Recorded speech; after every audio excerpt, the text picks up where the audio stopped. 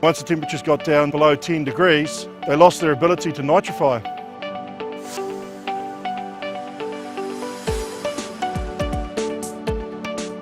What if we take the same open pond and then we put a floating treatment wetland in it instead?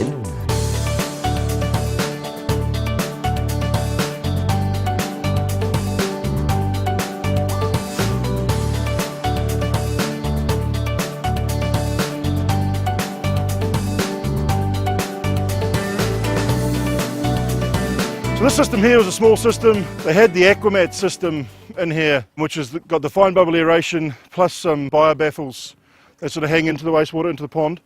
During winter, once the temperatures got down, up in here, it snows up in here every winter, so once the temperatures got down to below 10 degrees, they lost their ability to nitrify. So we took those Aquamats out and replaced them with plant roots sitting on top of the fine bubble aeration, and we just run a couple of fine bubbles underneath the first run of modules there. Then it comes back down through this last block. You can see we've got the pond cover to stop the algae.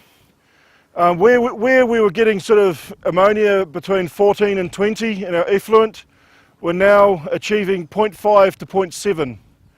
So we're getting pretty much total removal of the ammonia, and then obviously from there it runs through a little UV unit down the bottom there and meets its requirements. So ammonia was the driver for this system. We're right up in the upper catchment at the moment. We're up in the headwaters. So ammonia was one of the key parameters here. Once again, the system is a 2-year-old system. You can see it's probably ready for another harvest before we go into the winter. It's got the impermeable baffles, so we've baffled off the pond into 3 sections: the initial aerated basin, the aerobic floating treatment media in the second section, and then this anoxic zone as it runs through here. We've got a tiny little blower in this concrete dangerous goods sheds down here. The amount of air that we need, if we can if we can activate those plant roots, like that means like the biofilm that's on there, if we can activate it with oxygen, we're getting huge amounts of nitrifying activity. To be perfectly honest, the amount of air that we're providing underneath there, it's not a lot. This pond has got a residence time of about 28 days, so about 30 days. Small pond, small flow. I guess it's a retrofit where the technology they were trying to achieve, they had the idea there, but come winter time, we just lose our nitrifiers. So how was the aeration when they were only getting 15? It was basically just right across the ponds. There was no plants. It was right across the pond here, and it had these Aquamat, these baffles. But once again, we're achieving a good quality effluent standard for what the regulator wants, and the operational cost is under $200.